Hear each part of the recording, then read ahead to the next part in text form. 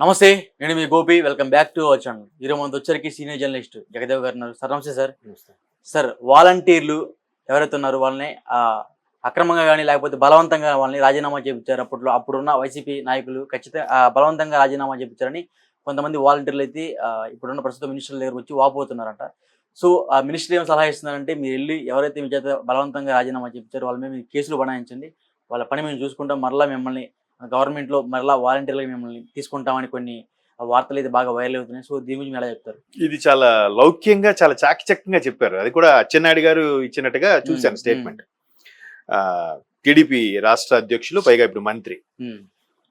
ఆయన దగ్గరికి వెళ్ళి చెప్పాను కదా, ఇంతకుముందు ఏదో సందర్భంలో కూడా చెప్పాను, ఎవరైతే గడిచిన 30 ఏళ్ళుగా ఆయనతో ఉండి లాస్ట్ 4 years వైసీపీలోకి వెళ్ళి భంగపడి మళ్ళీ అయ్యా మమ్మల్ని మేము మీ హక్కును చేర్చుకోండి అంటే వచ్చిన ఎవరైతే ఉన్నారో వాళ్ళందరూ చేరదీస్తూ ఒక మాట చెప్పాడు.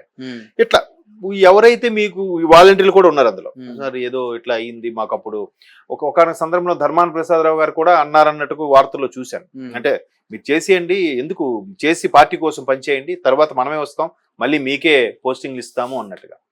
వైసీపీ ప్రభుత్వం కూడా ఏమని డంకా బజాయించిందంటే, ఎంతసేపు నెక్స్ట్ మేమే వస్తాం, మిమ్మల్ని చూసుకుంటాం, మీకు ఈ భిక్ష పెట్టింది ఎవరు, వైసీపీ కదా, అలాంటప్పుడు మీరు రాజీనామా చేసి కష్టపడి పని చేయాలి.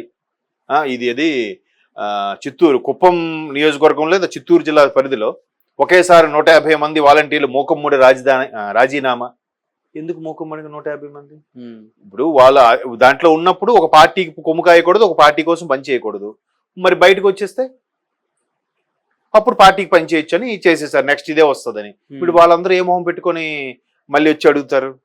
అటువంటి వాళ్ళు అడగలేరు. కానీ ఇటువైపు ఈ ఉత్తరాంధ్ర సంబంధించి వీళ్ళు కొంతమంది ఎవరైతే ఇట్లా కొంతమంది నాయకులు ప్రోద్బలంలో మీరు చేసేయండి అని చూసుకుంటా అన్నారో, వాళ్ళు వచ్చినప్పుడు చాలా శుతిమెత్తగా చెప్పారు, ఇది లౌక్యం అంటే, ఇది రాజకీయం అంటే. ఎలా చెప్పారు? మిమ్మల్ని ఎవరైతే బలవంతంగా మీరు కొంతమంది రాజీనామా చేయలేదు, తెలుసు కదా, ఇప్పటికీ కొంతమంది చేయలేదు. మేము ఏ పార్టీకి కాదు, మేము సర్వీస్ చేయాలనుకుంటున్నాం, చేస్తున్నాం. ఎందుకంటే ఎలక్షన్ కమిషన్ ఏదైతే పథకాల గురించి ఆపిందో పెన్షన్లు కూడా ఇవ్వలేదు వెళ్ళి. మరి అటువంటి వాళ్ళు అప్పుడు గుర్తు రాలేదు ఈ వాలంటీర్లకి? వెళ్ళి ఇవ్వచ్చు కదా, తప్పేముంది? రాజీనామా బలవంతం చేశాడు, చేయొద్దు, ఫోన్ చేశాడు, సరే మేము తీసుకెళ్ళి ఇస్తామని ఏదో ఇవ్వచ్చు కదా, చేయలే. కావాలని అంటే తీవ్రత తెలియాలి, అయ్యే చంద్రబాబును బ్యాడ్ చేసేయాలనే కాన్సెప్ట్ లో అక్కడ కూడా ప్లే చేశారు. బట్ అది వర్కౌట్ అవ్వలే. అయితే ఇక్కడ ఏం జరుగుతుంది, వాళ్ళు ఎవరెవరైతే రాజీనామా చేశారో వైసీపీ ఎక్స్ పర్సన్ అనుకోండి, నువ్వు చేసేరా, ఎందుకు చూసుకుంటాను అన్నా అనుకోండి. ఇప్పుడు వెళ్ళి ఏమంటాడు, ఆ నెలలు అడుగుతాడు, అన్నా నువ్వు చెప్పే కాబట్టి చేసేసామన్నా, ఇప్పుడు మాకు ఇప్పించండి అన్న. ఆడు చూసే కదా రాలేదు గవర్నమెంట్, ఏం చేస్తాం, వస్తుందేమో అనుకున్నాను అంటాడు. ఇప్పుడు వీళ్ళు ఏం చెప్పారు, ఎవరైతే మీకు బలవంతంగా చేయించారో వాడి మీద కంప్లైంట్ ఇవ్వండి, ఇప్పుడు వాడి కేసు బుక్ అవుతుంది, వీడు సేఫ్గా మళ్ళీ జాయిన్ అవుతాడో లేదో, ఇట్లా ఇరికించారుగా.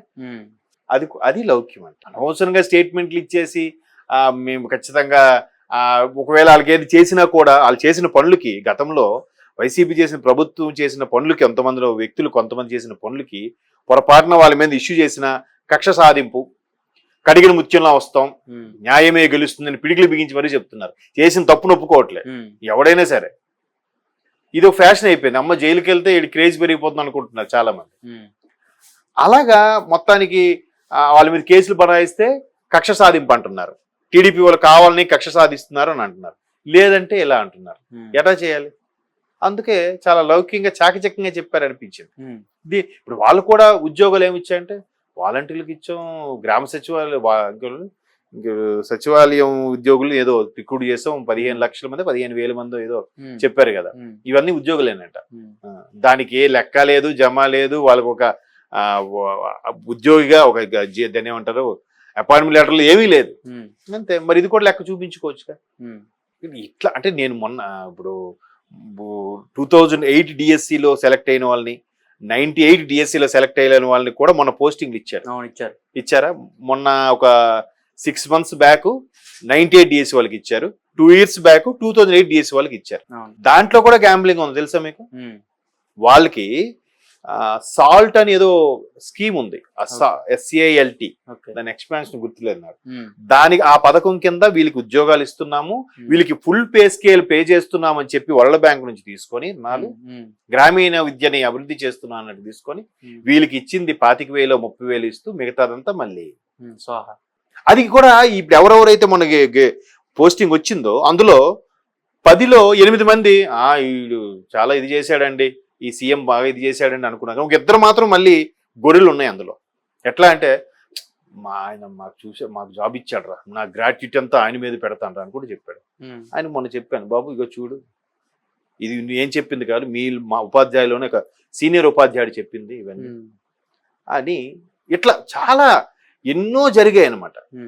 అలా అందులోనే వాలంటీర్ది కూడా కొంత సమస్య. అంటే వాలంటీర్లకి శాలరీ పెంచుతారని వీళ్ళు షిఫ్ట్ అవుతున్నారా, లేకపోతే ఆ పనులు జరగాలని షిఫ్ట్ అవుతున్నారా? రెండు ఉన్నాయి, స్వామి కార్యము స్వకార్యం అన్నట్టు. ఎలాగూ వీళ్ళు 10,000 ఎంతో చేస్తామన్నారు. తర్వాత టీడీపీ కూడా ఒకవేళ చేసి ఇది ఇంప్లిమెంట్ చేసినా ఖచ్చితంగా ఒకప్పుడు మరి చెప్పాను కదా, జన్మభూమి పథకం కానీ లేదంటే మీ సేవ కార్యక్రమాలు కానీ రైతు బజార్లు కానీ ఇలాంటివన్నీ కూడా టీడీపీ హయాంలోనే స్టార్ట్ అయ్యాయి. కాబట్టి వీటన్నిటికీ మించి ఒక మింగిల్ చేసి వాళ్ళకి ఒక పని పెంచి వాళ్ళని ఎట్లా యూటిలైజ్ చేసుకోవాలనేది చంద్రబాబు నాయుడు గారి కన్నా ఎవరికి బాగా తెలియదేమో నాకు తెలిసి. ఆయన ఖచ్చితంగా పిండుతాడు, ముక్కు పిండి పని చేపిస్తాడు ఆయన. ఇంకా హ్యాపీగా అవుతాయి కదా, లోకల్ గవర్నెన్స్ అనేది డెవలప్ అవుతుంది కదా, ఈజీ అవుతుంది. ఇప్పుడు పెన్షన్లు ఇంటికి వస్తున్నాయి అబ్బా అన్నారు, బాగుంది. ఇప్పుడు ఆయన కూడా ఏమంటున్నాడు, అలాంటివి బాగున్నప్పుడు కంటిన్యూ చేద్దాం, లేదు జగన్మోహన్ రెడ్డి పెట్టాడు కాబట్టి తీసేద్దాం అని అనట్లేదుగా. అదే టాలెంట్ అంటే, అదే రాజకీయం అంటే, అలా ఉండాలి. జగన్మోహన్ రెడ్డి పెట్టాడబ్బా అది తీసేద్దాం అంటే మరి వాలంటీర్లు అందరూ మళ్ళీ ఎందుకు వస్తారు? రావద్దు, అడగొద్దు. కాకపోతే ఎంతవరకు ఉపయోగం ముందు సెటరేట్ అవ్వాలి కదా. వాళ్ళు తీసుకొని కూడా వాళ్ళకి ఏముంటుంది పని, నెలంతా ఏం పని ఉంటుంది వాలంటీర్లు చెప్పండి? పెన్షన్ తర్వాత ఒక రోజు ఇస్తా, 1వ తేదీని పెన్షన్ ఇస్తారండి. మిగతా 29 రోజులు అంటే 29 రోజులు కాకుండా ఓవరాల్ ఇయర్ మొత్తం చెప్తున్నా, ఏమన్నా ఫీజు రీయింబర్స్మెంట్ సంబంధించిన కానీ లేకపోతే ఏదైనా డెత్, బర్త్ సర్టిఫికెట్ ఇట్లాంటి సర్టిఫికెట్ ఏమైనా ఇష్యూ చేసినప్పుడు ఉంటుంది. నెలలో మిగతాది నెలలో ఒక రోజు పెన్షన్, మిగతా 29 రోజుల్లో ఒక్కొక్క రోజు 2 రోజులు పని ఉంటుంది. మిగతా మరి వాళ్ళకి ఎందుకు అంత ఇవ్వాలండి? దానికి కూడా మొదట్లో జగన్మోహన్ రెడ్డికి ఇలాగే వీళ్ళందరూ ఏదో మాట్లాడితే నేను పెట్టిన పోస్టులు మీరు ఏదో యాంటీగా విమర్శలు చేశాడు ఆయన, చాలా మంది ఫీల్ అయ్యారు. మళ్ళీ మీరు నేను ఇచ్చిన ఇది అన్నప్పుడు ఏదో మార్చి జనాలు మర్చిపోతుంటారు కదా, ఇవన్నీ కూడా ఇట్లా జరిగాయి. చూద్దాం మరి. ఒక విధంగా అచ్చెన్నాయుడు గారు ఇచ్చిన స్టేట్మెంట్ అయితే నాకు కూడా నేను చూడగా నవ్వుకున్నాను. భలే మెలికి పెట్టాడైనా, ఎవరైతే రాజీనామా చేయించమన్నారో వాళ్ళ మీద కేసు పెట్టమంటున్నారు కదా, కేసు పెట్టనివ్వండి. పెడితే ఒక దెబ్బకి 2 పెట్టలు అన్నట్టుగా ఒకటి కేసు పెట్టినట్టు అది అవుతుంది. వీడికి కూడా బయటకు అమ్మ నేను కేసు పెట్టాను, ఓకే సరే అమ్మ నీ పరిశీలన నేను తీసుకుంటాం, అయింది కదా, ఆ కేసు ప్రూవ్ అయింది అనుకోండి. సో అందువల్ల బలవంతంగా చేశాను, లేకపోతే నేను చేయకపోదును అని అంటే సరే మళ్ళీ తీసుకుంటారమ్మ.